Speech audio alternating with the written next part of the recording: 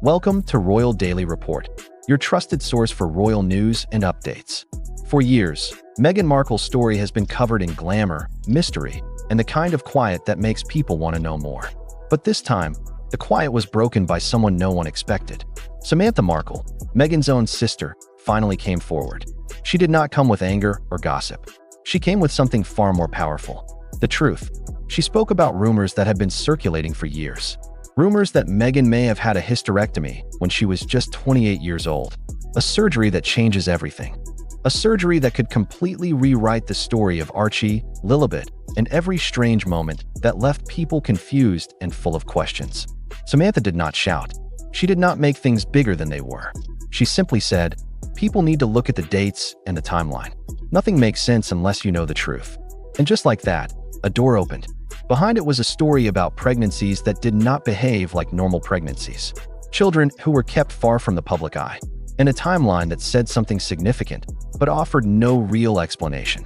Tonight, on Royal Daily Report, we walk through that door. As questions grew louder about Archie and Lilibet, people began to notice something unusual. Every path, every rumor, every confusing moment seemed to point toward the same thing: surrogacy. Now, in most families, surrogacy is not a secret or something shameful. It is a beautiful solution for parents who cannot carry a baby themselves. People celebrate it openly. They talk about it with pride. They respect the woman who helped bring the child into the world.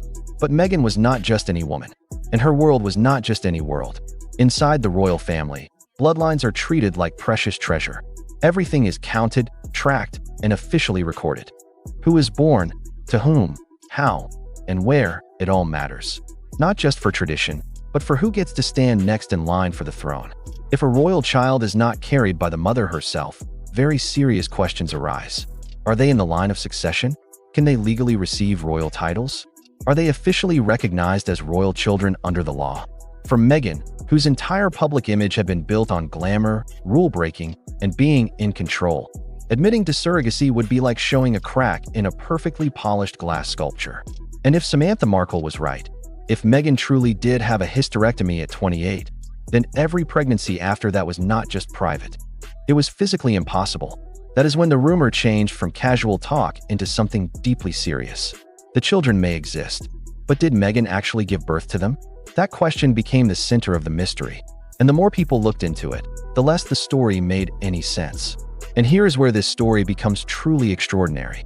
After years of rumors, silence, and confusing timelines, a new voice entered the picture. A woman the world had never seen before.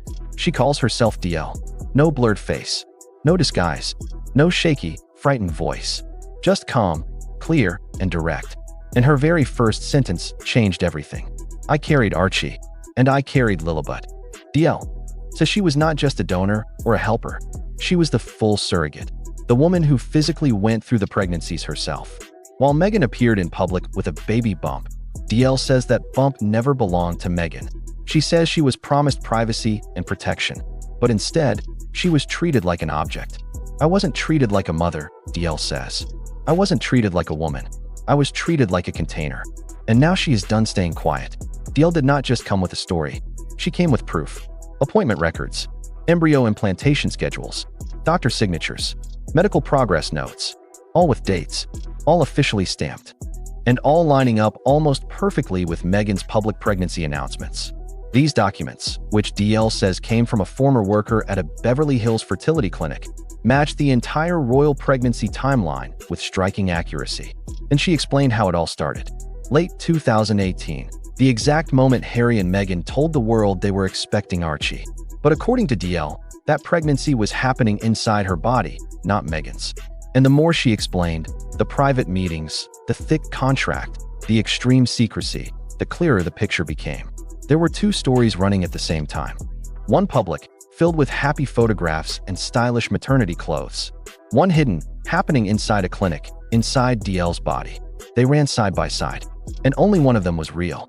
Do not forget to subscribe to Royal Daily Report for more exclusive royal updates.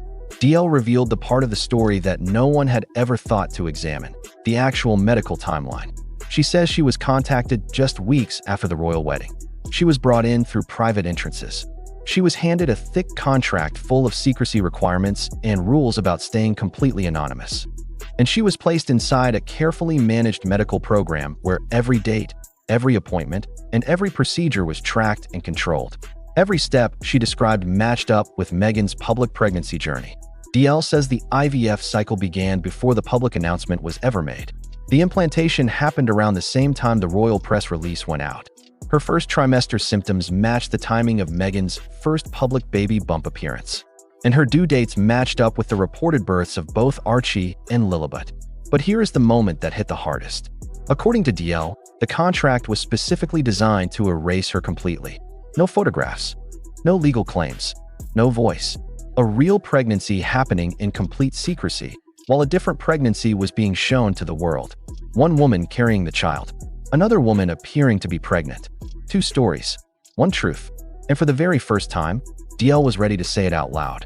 DL did not just talk. She brought evidence. 2 ultrasound files, both marked with her own patient ID, both showing pregnancies that matched Archie in 2019 and Lilibet in 2020, almost to the exact day. No guessing, no speculation, just medical dates that lined up with Meghan's public announcements like puzzle pieces clicking perfectly into place. Then came the money. Bank statements showing quiet wire transfers sent through shell companies. DL says these were payments connected to her agreement, payments she claims were never fully delivered to her. The pattern was clear. Same days each month. Similar amounts. All traced back to financial managers connected to Meghan and Harry's inner circle. But the biggest piece of evidence was the sealed NDA, a thick document stamped in bold letters, demanding silence forever. DL says it came with serious threats. Financial ruin if she ever spoke publicly. But according to her lawyers, parts of that agreement could not even be legally enforced outside the United States. That small legal loophole is the only reason she is speaking now. And then came the moment that shocked everyone. DL said she is ready for a public DNA test. On camera, no editing, no private laboratories. A test comparing her DNA directly to Archie and Lilibet. If I am lying, she said, you will know within minutes. No celebrity, no royal, and no PR team in the world could simply ignore a challenge like that. Now that DL had told her side, old footage began to look very different. Like the now famous moment where Meghan bent forward and her baby bump folded sharply, almost like fabric collapsing inward. At the time, people explained it away. A weird camera angle, a strange dress. But with DL's claims now on the table, that moment suddenly made a different kind of sense. It wasn't her pregnancy, DL said. It couldn't be. It was mine. Then there was the birth itself. No hospital sighting. No rush of cars arriving at a maternity ward. No medical staff visible. No royal photo opportunity of the kind that William and Kate carried out every single time. Instead, Harry stood near some horse stables and announced Archie's birth like it was a casual school presentation. Awkward, nervous, off. Back then, it felt strange to viewers. Now, it feels deliberate. Because a woman can hide a pregnancy, but she cannot hide going into labor. If Meghan never entered a maternity hospital, then the silence was not about privacy. It was protection. Protection of a story the world was never supposed to question. Up until this point, most people assumed Harry was simply following Meghan's lead, unaware, perhaps even a little lost in the situation. But DL changed that completely. She says Harry was not clueless. He was not tricked. He was not kept in the dark. He attended appointments, DL said. He signed documents. He met me. He approved everything. And then she said the words that stopped everyone cold. He looked me in the eye. That turned the entire story upside down.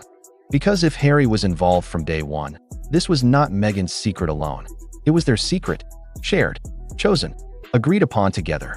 And according to insiders, Harry is now slowly breaking under the weight of it, snapping at staff, cutting off old friends, constantly watching for leaks, living inside a fear he cannot escape. Sources whisper that he never meant for things to go this far. That the line between protecting Meghan and lying to the entire world disappeared faster than he ever expected. The prince who once said he only wanted privacy is now drowning in the consequences of silence. And this is only the beginning. While Meghan and Harry stayed quiet, the palace did not. Behind the scenes, advisors, lawyers, and constitutional experts were quietly pulled into closed-door meetings. Not because of gossip, because of DL's evidence. Royal succession rules are simple and strict. An heir must be carried and borne by the mother. If a surrogate is used, it must be officially declared. No secrets, no shortcuts. But Archie and Lilibet were given royal titles and places in the official line of succession.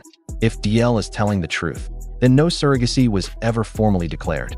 That is not just a scandal. That is a constitutional crisis.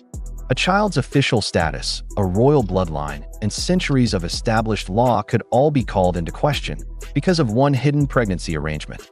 Sir Edward Lane, the late Queen's longtime press secretary, broke years of silence simply to say one thing.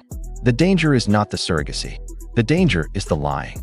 And that is exactly what the palace fears most. For the monarchy, image is survival. Trust is everything. But DL's claims now directly threaten both. Behind closed doors, palace officials are asking questions they hoped they would never have to ask. Were official documents altered? Did anyone inside the palace know about the surrogacy? Was the line of succession put at serious legal risk? And how do you correct a royal record once it has already been publicly sealed and announced to the world? These are not questions about gossip. These are questions about legitimacy. If the public ever comes to believe that a royal birth was staged, hidden, or deliberately misrepresented, the damage does not go away. It attacks the very foundation of the monarchy, the idea that bloodlines are real, documented, and honest. Even now, palace advisors are quietly considering the worst possible outcome. If DL's claims are proven true, Archie and Lilibet's royal positions could face a serious legal challenge.